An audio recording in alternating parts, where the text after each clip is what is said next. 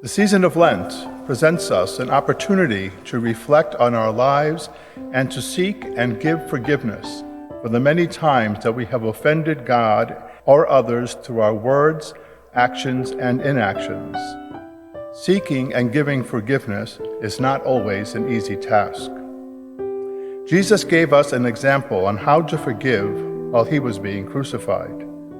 After experiencing the agony of carrying the cross, suffering the humiliation of people jeering at him, spitting at him, and hitting him, encountering his sorrowful mother, and being nailed to the cross, Jesus spoke what we have come to know as the 7 last words. The first of these last words is, "Father, forgive them, for they know not what they do." Let's read it from Luke's Gospel, chapter 23, verses 32 to 38. When they came to the place of the skull, they crucified him and the criminals there, one on his right and the other on his left. Then Jesus said, "Father, forgive them, for they know not what they do." They divided his garments by casting lots. The people stood and watched. The rulers, meanwhile, jeered at him and said, "He saved others. Let him save himself, if he is the chosen one, the Messiah of God." Even the soldiers jeered at him.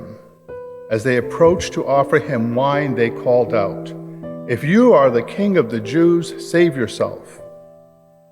Above him there was an inscription that read, "This is the King of the Jews."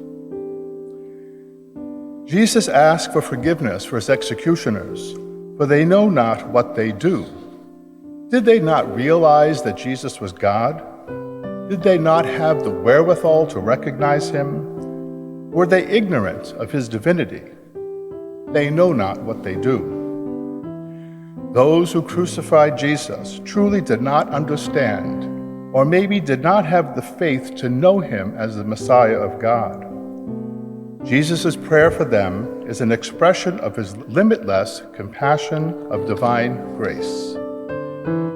His first words after the humiliation of carrying the cross and the pain he endured at the crucifixion, "Father, forgive them, they know not what they do."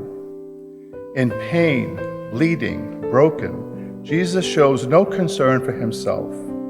He didn't cry out to God to save him. No, with total trust and confidence and faith, he submitted to God's will and then watched out for and cared for those who killed him. He was not concerned about his own agony. Let me share with you a true story of a Rwandan woman, Immaculée Ilibagiza. Immaculée is a Catholic and was a 24-year-old college student in 1994. That year, with the death of Rwanda's Hutu president, a 3-month slaughter of more than 1 million Tutsis took place. The period is known as the Rwandan Holocaust. Immaculée survived the genocide with 7 other women who took refuge in a cramped, tiny bathroom for 91 days. In her book, Left to Tell, she speaks of her experience of the evil that perpetrated her country and her family, all of whom were killed except for one brother who was out of the country. She speaks of her undying faith and connection to God, which allowed her to be able to forgive the man who slaughtered her family. A few years ago, while I was campus minister at a high school in Florida, I invited Immaculée to speak to our students and of the middle school students from our feeder schools.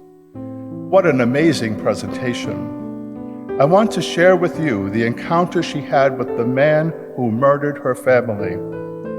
Immaculée acknowledged that since the war ended, feelings of anger and hatred for the killers sometimes tempted her at weak moments.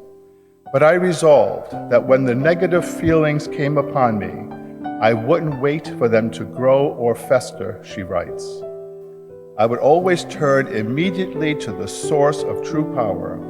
I would turn to God and let his love and forgiveness protect and save me. At one point, just as the violence in Rwanda had been quelled and talk of UN-led tribunals had begun, Immaculée returned to Caballé. There she visited a prison to meet the leader of the gang who killed her mother and her brother.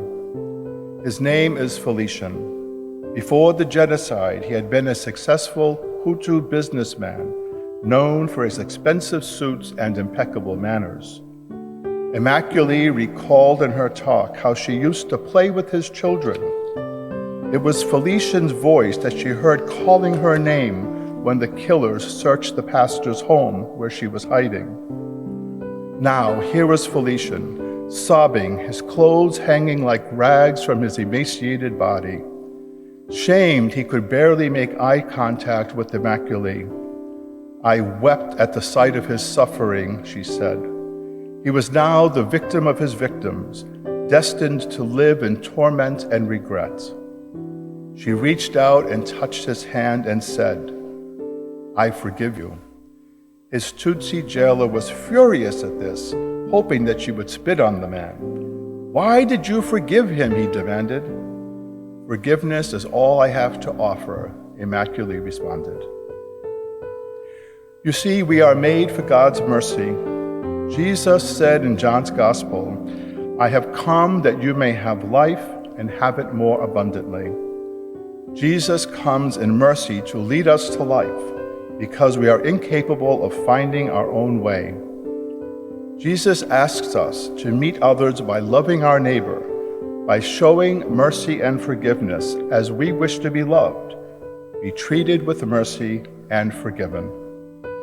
Through our living lives of love and mercy, we come to see God in our world, the world that God came to redeem.